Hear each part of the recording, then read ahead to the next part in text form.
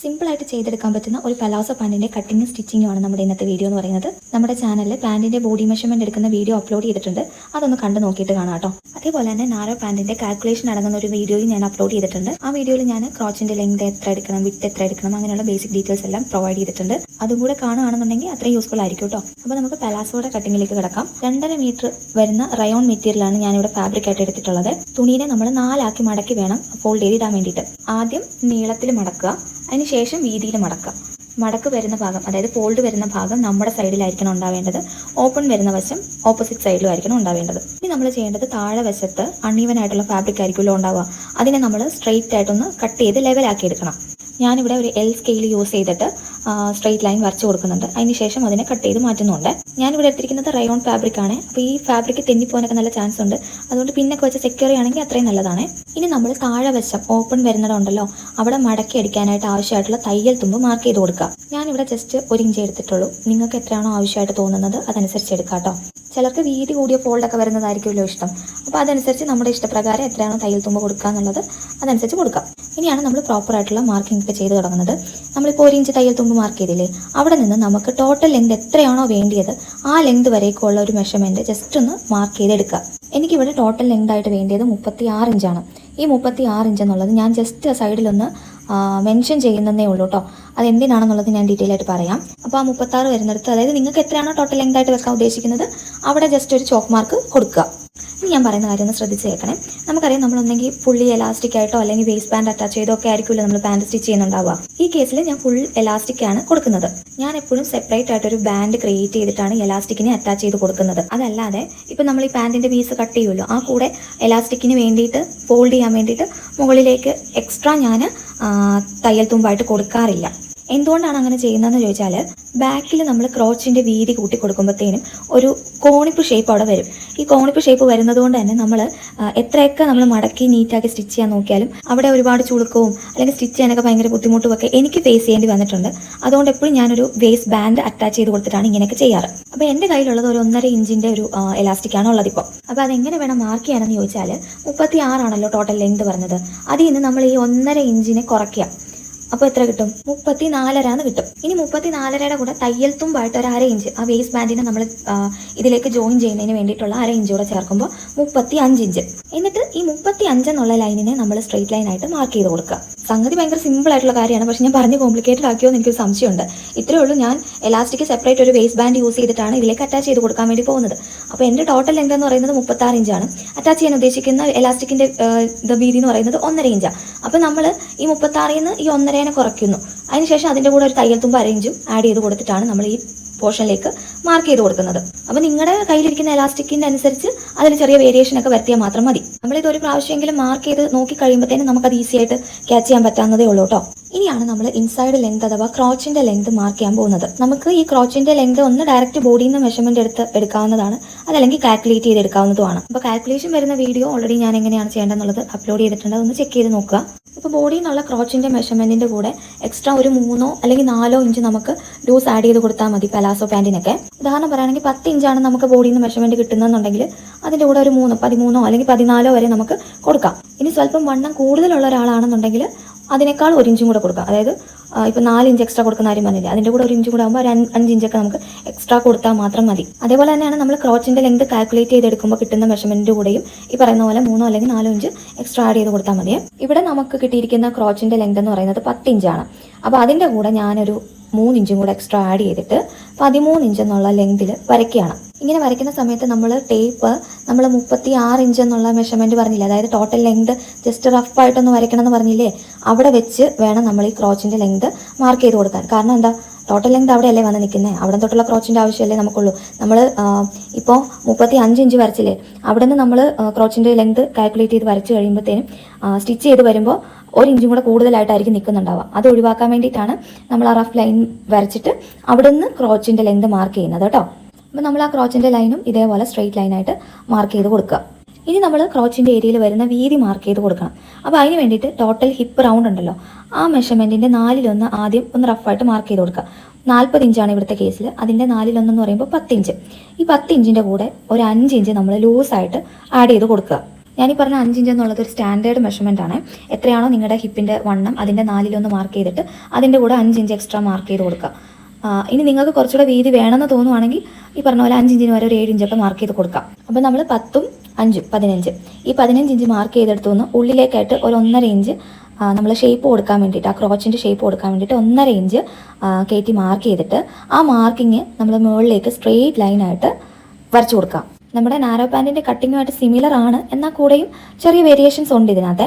ഇനി നമുക്ക് താഴത്തെ ഓപ്പണിംഗ് വരുന്നിടത്തെ വീതി അത് മാർക്ക് ചെയ്ത് കൊടുക്കാം. വേണമെന്നുണ്ടെങ്കിൽ നമുക്ക് ഇപ്പോൾ നമ്മൾ ഈ 15 ഇഞ്ച് ഇൻസൈഡ് ലെങ്തിൻ്റെ അവിടെ ക്രോച്ചിൻ്റെ അവിടെ മാർക്ക് ചെയ്തില്ലേ 15 ഇഞ്ച്, അതേ 15 ഇഞ്ച് വേണമെന്നുണ്ടെങ്കിൽ താഴേക്ക് മാർക്ക് ചെയ്യാം. പക്ഷേ ഇവിടെ എനിക്ക് അത്രയും വീതി വേണ്ട, അതുകൊണ്ട് ഞാനൊരു ഓൾമോസ്റ്റ് 13.5 ഇഞ്ചിലാണ് മാർക്കിങ് ചെയ്ത് കൊടുക്കുന്നത്. അതിനുശേഷം നമ്മൾ ഒരു ഷേപ്പ് വരുന്ന പോലെ ഒരു സ്കെയിൽ യൂസ് ചെയ്തിട്ട് ഈ ക്രോച്ചിൻ്റെ അവിടെ നിന്ന് ഓപ്പണിങ് വരുന്നിടത്തേക്ക് ലൈൻസിനെ കണക്ട് ചെയ്ത് കൊടുക്കുക. ബോട്ടത്തിൻ്റെ അവിടെ എന്തോരം വീതി വേണമെങ്കിലും നിങ്ങൾക്ക് ആഡ് ചെയ്യാം. ഇതിൻ്റെ ഷേപ്പ് വേണമെങ്കിലും നിങ്ങളുടെ ഇഷ്ടാനുസരണം കൊടുക്കാം.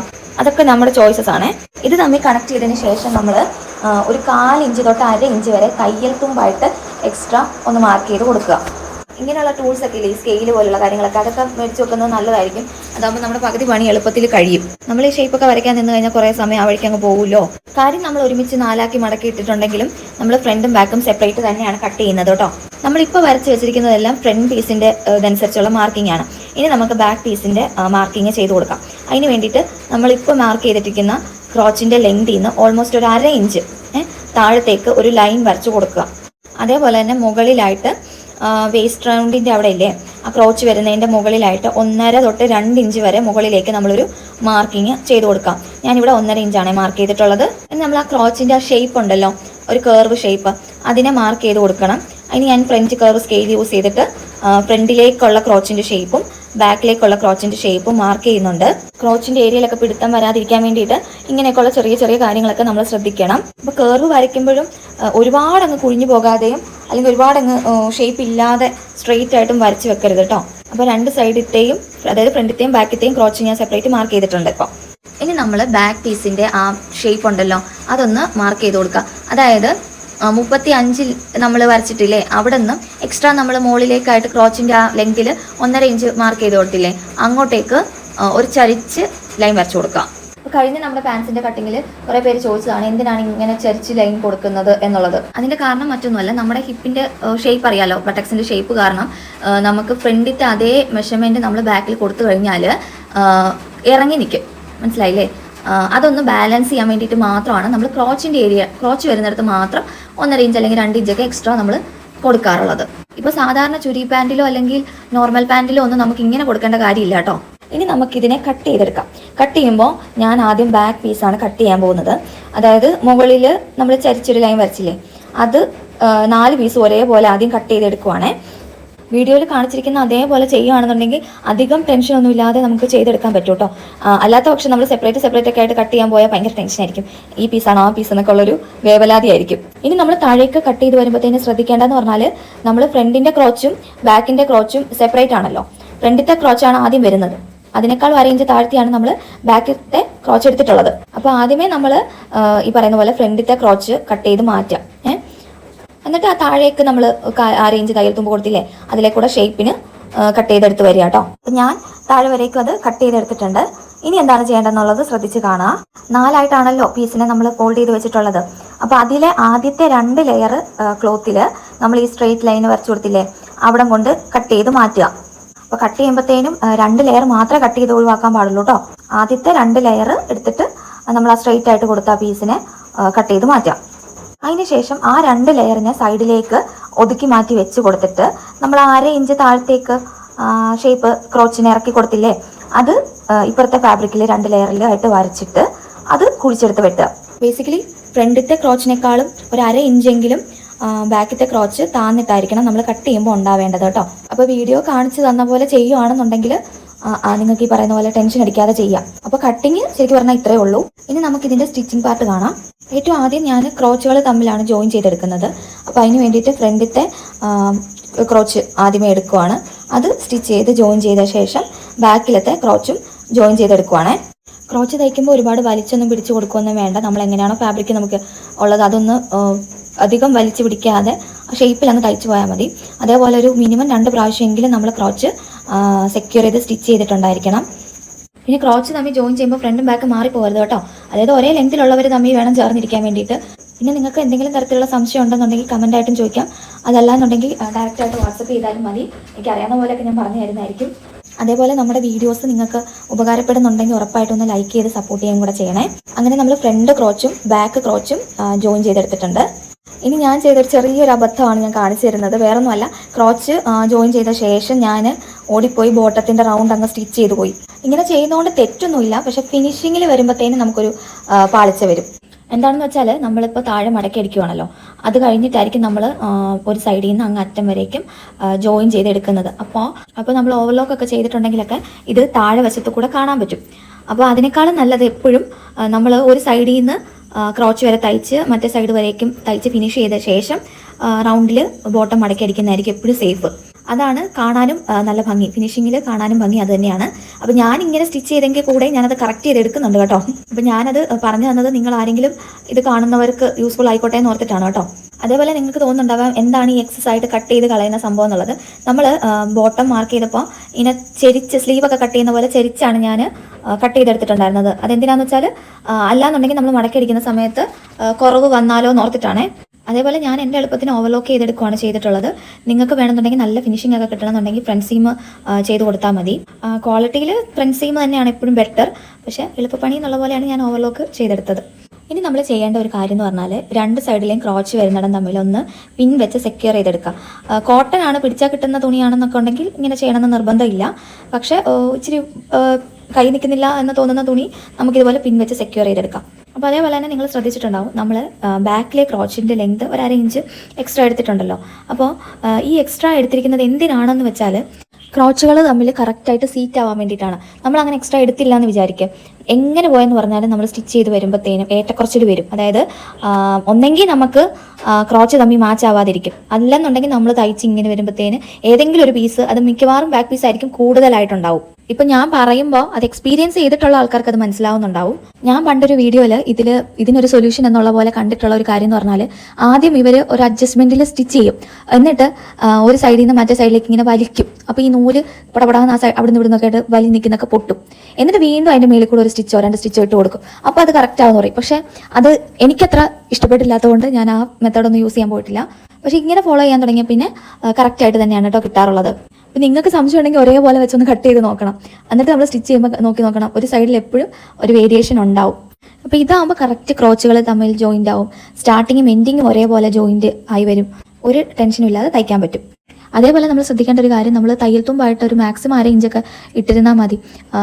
അല്ലാന്നുണ്ടെങ്കിൽ ചിലരിങ്ങനെ താഴേക്ക് 1 ഇഞ്ച് കൊടുത്തിട്ട്, അല്ലെങ്കിൽ 1 ഇഞ്ച് 1.25 ഇഞ്ചൊക്കെ കൊടുത്തിട്ട് ക്രോച്ച് വരുന്നിടത്തേക്ക് ഇങ്ങനെ വീതി കുറച്ച് കൊണ്ടുവന്ന് താഴേക്ക് വരുന്തോറും വീതി കൂട്ടി അങ്ങനെയും ചെയ്ത് ഞാൻ കണ്ടിട്ടുണ്ട്. പക്ഷെ ഞാൻ പൊതുവെ ടോട്ടലായിട്ട് ആ ഒരു 1/2 ഇഞ്ച് മാത്രമേ കൊടുക്കാറുള്ളൂ. അപ്പം നമ്മുടെ ബാക്ക് പീസിൻ്റെ ക്രോച്ചിൻ്റെ ഏരിയയാണ് ഈ കാണുന്നത്. നിങ്ങൾക്ക് കണ്ടാൽ മനസ്സിലാവും, അതിൻ്റെ അറ്റം ഒരു പൊടിക്ക് ഷാർപ്പായിട്ടാണ് നിൽക്കുന്നത്. അപ്പം നമുക്ക് അങ്ങനെ ഷാർപ്പായിട്ട് വേണ്ട, അതുകൊണ്ട് നമ്മൾ ഒരു പൊടിക്ക് ട്രിം ചെയ്ത് ലെവലാക്കി കൊടുക്കുന്നുണ്ടേ. ഈ ഒരു സംഭവം നമ്മളിങ്ങനെ സ്റ്റിച്ച് ചെയ്യുന്ന സമയത്ത് കറക്റ്റ് ചെയ്ത് കൊടുക്കുന്നതായിരിക്കും നല്ലത്. നമ്മൾ കട്ട് ചെയ്യുമ്പോൾ തന്നെ ഇങ്ങനെ ലെവൽ പിടിച്ച് നോക്കി കഴിയുമ്പോൾ ചിലപ്പോൾ നമുക്കത് സെറ്റായി കിട്ടണമെന്നില്ല കേട്ടോ. ഇനി നമുക്ക് വേസ്റ്റ് ബാൻഡ് അറ്റാച്ച് ചെയ്ത് കൊടുക്കാം. എലാസ്റ്റിക് ജോയിൻ ചെയ്തെടുക്കാൻ വേണ്ടിയിട്ടുള്ള വേസ്റ്റ് ബാൻഡിനെ അറ്റാച്ച് ചെയ്ത് കൊടുക്കാം. അപ്പോൾ കട്ടിങ്ങിൻ്റെ സെക്ഷനകത്ത് ഞാൻ പറയാൻ വിട്ട കാര്യം ഇതാണ്, വേസ്റ്റ് ബാൻഡിൻ്റെ നീളവും വീതിയും എന്തോരം വേണം എന്നുള്ള കാര്യം ഞാൻ പറഞ്ഞിട്ടില്ല. അപ്പോൾ ഇവിടെ വരെ കണ്ടവർക്ക് അതൊരു ബോണസ് ടിപ്പ് ആയിക്കോട്ടെ അല്ലേ. അപ്പോൾ ഞാൻ എടുത്തിരിക്കുന്ന സ്ട്രിപ്പിൻ്റെ വീതി എന്ന് പറയുന്നത് 5 ഇഞ്ച് വീതിയാണ്. അതെങ്ങനെ വന്നിരിക്കുന്നതെന്ന് വെച്ചാൽ 1.5 ഇഞ്ചാണ് എൻ്റെ കയ്യിലിരിക്കുന്ന എലാസ്റ്റിക്കിൻ്റെ വീതി. 1.5നെ നമ്മളിത് ഫോൾഡ് ചെയ്ത് വേണമല്ലോ വരാൻ വേണ്ടിയിട്ട്, 1.5 അപ്പുറം ഇപ്പുറം ആകുമ്പോഴത്തേന് 3 ഇഞ്ചായല്ലോ. പിന്നെ അതിനെ തയ്യൽ തുമ്പും കൂടെ വേണം, 2 സൈഡും മടക്കി അടിക്കണമല്ലോ, അതായത് തയ്യൽ തുമ്പ്. അത് ഒന്ന് നമ്മൾ വേസ്റ്റ് ബാൻഡിലേക്ക് അറ്റാച്ച് ചെയ്ത് കൊടുക്കാൻ വേണ്ടിയിട്ടുള്ള 1/2 ഇഞ്ചും, പിന്നെ നമ്മൾ റൗണ്ട് ചെയ്ത് ഫോൾഡ് ചെയ്യാൻ വേണ്ടിയിട്ടുള്ള 1/2 ഇഞ്ചും, അങ്ങനെ 1 ഇഞ്ച്. അപ്പോൾ 3 ഇഞ്ചിൻ്റെ കൂടെ 1 ഇഞ്ചും കൂടെ ചേർത്ത് 4 ഇഞ്ചായി. ഇനി നമുക്ക് എലാസ്റ്റിക് കടത്തി വിടണമെങ്കിലും അതൊന്ന് ഈസി ആയിട്ട് കൈകാര്യം ചെയ്യാനായിട്ടും ഇതിൻ്റെ ഉള്ളിൽ ഒരു ചെറിയ സ്പേസ് ഉള്ളത് നല്ലതാണ്. അപ്പോൾ അതിന് വേണ്ടിയിട്ട് ഒരു എക്സ്ട്രാ 1 ഇഞ്ചും കൂടെ ചേർത്തിട്ടാണ് ഞാൻ 5 ഇഞ്ച് എടുത്തിരിക്കുന്നത്. അപ്പോൾ ഇനി ഇതിൻ്റെ നീളം എന്തോരം വേണം എന്നുള്ളത് നമ്മൾ കട്ട് ചെയ്ത് കഴിഞ്ഞിട്ടുണ്ടല്ലോ, വേസ്റ്റ് ബാൻഡ് എവിടെയാണോ അറ്റാച്ച് ചെയ്യാൻ പോകുന്നത് അതിൻ്റെ തയ്യൽ തുമ്പ് ഒഴിവാക്കിയിട്ട് നമ്മൾ അതൊന്ന് ജസ്റ്റ് മെഷർ ചെയ്തെടുക്കാം. ഞാനിവിടെ എടുത്തപ്പോഴത്തേന് എനിക്ക് കിട്ടിയിട്ടുണ്ടായിരുന്നത് 56 ഇഞ്ചായിരുന്നു. അപ്പോൾ ഈ അവിടുത്തെ ആ റൗണ്ടും നമ്മളെടുക്കുന്ന ഈ സ്ട്രിപ്പിൻ്റെ റൗണ്ടും ഈക്വൽ ആയാൽ മാത്രം മതി. അതിനകത്ത് വേറെ കോംപ്ലിക്കേഷൻസ് ഒന്നും ഇല്ല. പിന്നെ നിങ്ങളുടെ കയ്യിലിരിക്കുന്ന എലാസ്റ്റിക്കിൻ്റെ വീതി അനുസരിച്ച് ഈ സ്ട്രിപ്പിൻ്റെ വീതിയും ചെറിയ മാറ്റങ്ങൾ വരുത്തി കൊടുത്താൽ മാത്രം മതിയേ. അപ്പോൾ ഇനി നമുക്ക് ചെയ്യാനുള്ളത് എളുപ്പമാണ്. സ്ട്രിപ്പിനെ അറ്റാച്ച് ചെയ്ത് കൊടുക്കുക എന്നുള്ളതേ ഉള്ളൂ. അതായത് ആ വേസ്റ്റ് ബാൻഡിനെ അറ്റാച്ച് ചെയ്ത് കൊടുക്കുക. 1/2 ഇഞ്ച് മെയിൻറ്റെയിൻ ചെയ്തിട്ട് നമ്മൾ ജോയിൻ ചെയ്ത് എടുക്കുക. അപ്പോൾ വീഡിയോ നിങ്ങൾ കണ്ടാൽ മാത്രം പോരാ, ഒരു പ്രാവശ്യമെങ്കിലും അതുപോലെ ചെയ്ത് നോക്കണം. ഡൗട്ട് എന്തെങ്കിലുമൊക്കെ ഉണ്ടെങ്കിൽ ഞാൻ മുന്നേ പറഞ്ഞ പോലെ നിങ്ങൾക്ക് കമൻറ്റായിട്ടോ വാട്സപ്പ് ചെയ്തോ ഒക്കെ ചോദിക്കാം. എന്നെക്കൊണ്ട് പറ്റുന്ന പോലെല്ലാം ഞാൻ ഹെൽപ്പ് ചെയ്യുന്നതായിരിക്കും. അപ്പോൾ ഒരു പ്രാവശ്യം ചെയ്ത് കഴിയുമ്പോൾ തന്നെ നിങ്ങൾക്ക് ഓട്ടോമാറ്റിക്കലി അതിൻ്റെ അത് മനസ്സിലാവും. അപ്പോൾ നമ്മളിവിടെ മെയിൻ ക്ലോത്തിലേക്ക് വേസ്റ്റ് ബാൻഡ് അറ്റാച്ച് ചെയ്തെടുത്തിട്ടുണ്ട്. ഇനി ഇതിനെ ഫോൾഡ് ചെയ്തും കൂടി എടുക്കണം. ഫോൾഡ് ചെയ്തെടുക്കാന്ന് വെച്ചാൽ ഒന്നെങ്കിൽ നിങ്ങൾക്ക് ആദ്യമേ തന്നെ ഈ സമയത്ത് എലാസ്റ്റിക്കിനെ ജോയിൻ ചെയ്തിട്ട് ഇൻസേർട്ട് ചെയ്തിട്ട് നമുക്ക് ഈ പറയുന്ന പോലെ ബാൻഡ് സ്റ്റിച്ച് ചെയ്തെടുക്കാം. എനിക്ക് അത് കുറച്ച് പാടായതുകൊണ്ട് ഞാൻ ബേസ് ബാൻഡ് ആദ്യം ഒന്ന് ഫിനിഷ് ചെയ്തിട്ട് ഒരു ചെറിയ സ്പേസ് എലാസ്റ്റിക് കടത്തി വിടാൻ വേണ്ടിയിട്ടുള്ള ഒരു ചെറിയ സ്പേസ് ഇട്ടിട്ട് വേസ്റ്റ് ബാൻഡിനെ ലോക്ക് ചെയ്തെടുക്കുവാണ്. അപ്പോൾ കണ്ടോ, ആദ്യം ആ ഒരു തുമ്പത്തുള്ള ഒരു 1/2 ഇഞ്ചിനെ മടക്കിയെടുത്തിട്ട് നമ്മളിപ്പോൾ അടിച്ചു വെച്ച ആ പീസിലേക്ക് മടക്കിയടിച്ചു കൊടുക്കുക. മുകളിലത്തെ 1/2 ഇഞ്ചിനെ മടക്കിയിട്ട് നമ്മുടെ താഴത്തെ തയ്യൽ തുമ്പൊന്നും കാണാത്ത രീതിയിൽ ഇതേപോലെ ഫോൾഡ് ചെയ്ത് വെച്ചിട്ട് റൗണ്ടായിട്ട് സ്റ്റിച്ച് ചെയ്തെടുക്കാം. ഒരു ചെറിയ സ്പേസ് ഇട്ടിട്ട് വേണം നിർത്താൻ വേണ്ടിയിട്ട്, എന്നാൽ മാത്രമേ നമുക്ക് എലാസ്റ്റിക് കടത്തി വിടാൻ പറ്റുള്ളൂ. അല്ലാത്ത പക്ഷം നിങ്ങൾക്ക് ആദ്യമേ എലാസ്റ്റിക് ജോയിൻ ചെയ്തിട്ട് ഈ സ്പേസിൻ്റെ ഉള്ളിലേക്ക് കടത്തി വെച്ച് റൊട്ടേറ്റ് ചെയ്ത് സ്റ്റിച്ച് ചെയ്തെടുത്താലും മതി.